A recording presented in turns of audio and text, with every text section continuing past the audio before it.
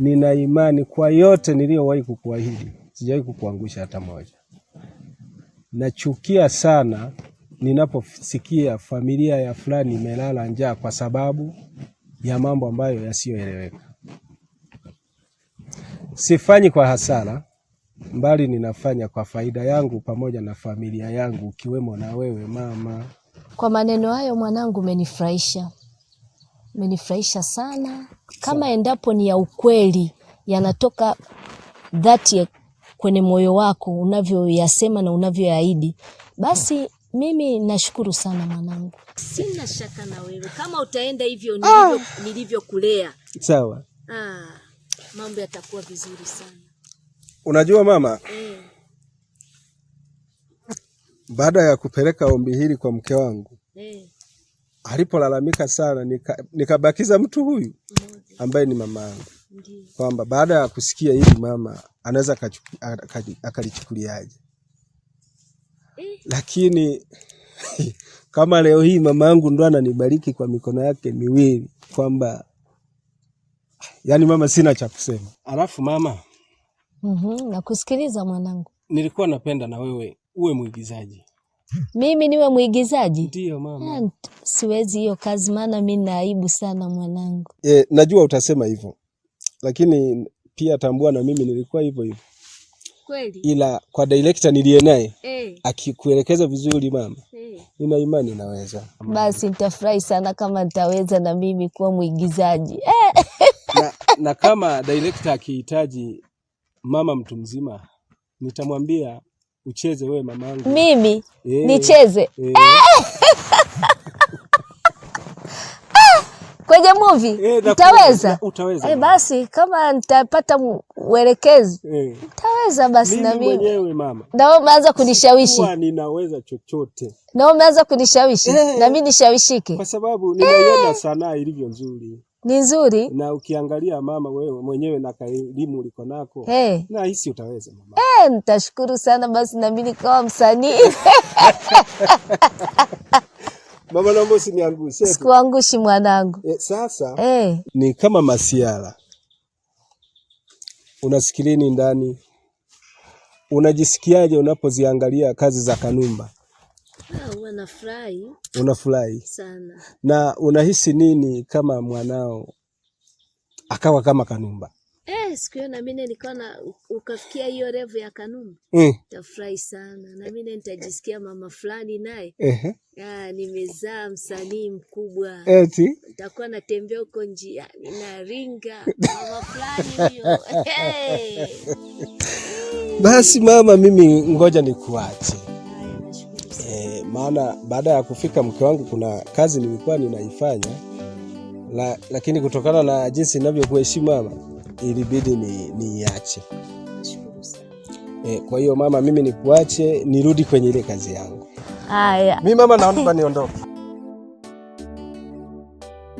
Lakini kitu usichokijua ni kitu kimoja tu. Sanaa ina faida kubwa sana. Sanaa ina faida kubwa mno. Shemeji, unaweza kuniambia hata faida 2 tu kupitia sanaa? Unataka faida 2 kupitia sanaa? Yaani nataka nijue faida yake ni nini, maana mimi sielewi kabisa. Nitakwambia faida, lakini pia nitakupa na mfano ambao iko hai. Kazi kubwa ya sanaa ni kuielimisha jamii. Lakini kuna kitu kimoja ambacho wewe ukiwa mwana sanaa au ukifanya ukiwa mmoja kati ya watu ambao wanafanya movie, unatengeneza umaarufu, unakuwa karibu na watu.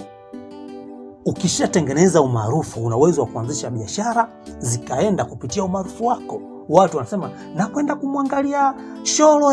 Si umeelewa? Yani kupitia kukutazama wewe wanakuja wananunua, umefaidika kupitia sanaa.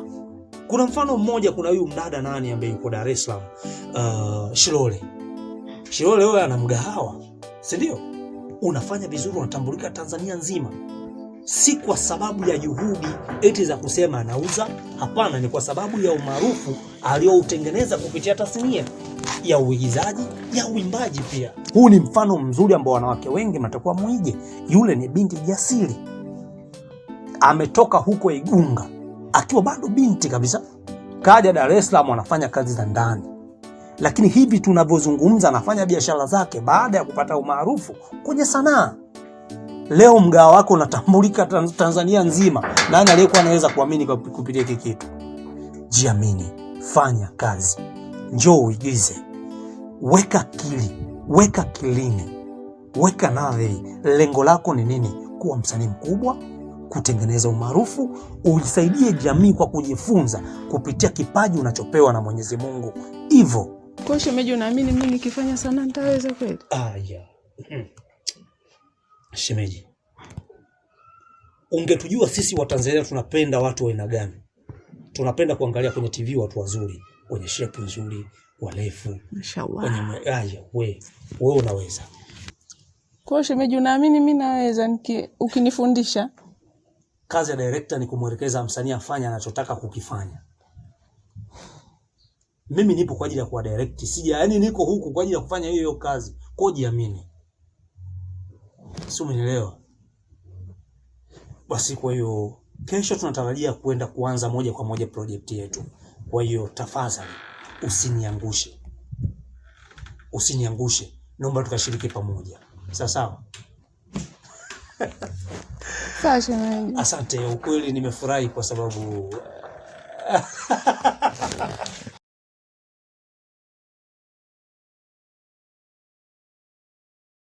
naomba mnisikilize humo ndani, sawa? Nikipiga action mtatokea humo ndani moja kwa moja, ataanza mwanaume kuja mpaka hapa mlangoni. Tumeelewana? Ndio. Alafu mwanamke utafuata ukiwa unazungumza kuhusiana na huyo mtoto. Tumeelewana? Haya, kwa hiyo yeye itabidi anyamaze. Haya, poa. Stand by. Camera roll. Action. Mizo habari sitaki. Nimeshakwambia sitaki. Baba Rusia, hivi unafikiri mtoto akienda shule kuna shida gani? Kuna shida.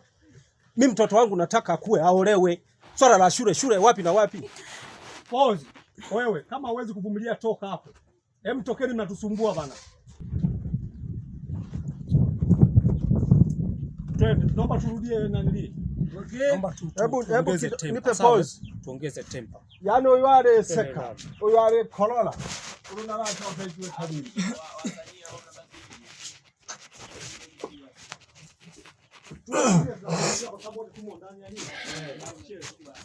Okay, stand by. Jefta. Naam. Tuongeze tempo. Ili swala livae. Chukizwa na hiki kitendo cha huyu mwanamke kumruhusu mtoto kwenda wapi? Shuleni. Mama pia wewe una haki ya kuizungumzia haki ya mtoto kwenda kusoma kwa sababu ni haki yake ya kimsingi. Tumeelewana? Okay, tuweke pazia. Hebu ngoja kidogo. Mbangu zijifiche. Hapa si ndo nilikuwa nimefika na ndo nimeanza kuzungumza. Yeye ndo ameni boost kidogo. Hapo maneno niliyokuwa nataka kuyamwaga. Naombeni tusikilizane, sawa? Tunakwenda kuanza kushuti movie yetu. Sawa? Sawa. Nikisema action tutahesabu sekunde 3, alafu kisha mnakwenda kuanza moja kwa moja maada. Tumeelewana? Kwa hiyo cameraman, upo tayari? Sawa. Okay, stand by. Camera roll. Action. Nimeshakuwa shule. Kila siku shule. Niamkapo nilalapo kila siku ni shule. Hivi wewe ni mwanamke gani wewe? Unataka kunipanda kichwani? Baba Rusia, ujue shule ndo kitu cha msingi na ndo urithi wa maisha yake mtoto. Kivipi? Mtoto akisoma akamaliza shule ataolewa. Kwa muda gani? Shule aanze darasa la kwanza. Miaka 7. Na sijui sekondari sijui wapi huko. Miaka sijui 8. Bado tena sijui boarding sijui mnaenda wapi huko. 12. Nizeheke mimi. Unataka nisile ugali kwa mwanangu? Mume wangu, subiri nikwambie kitu ambacho ukijui. Mtoto akisoma ataolewa na mwanaume atamheshimu kwa sababu atakuwa na kazi. Pause. Tugande hapo.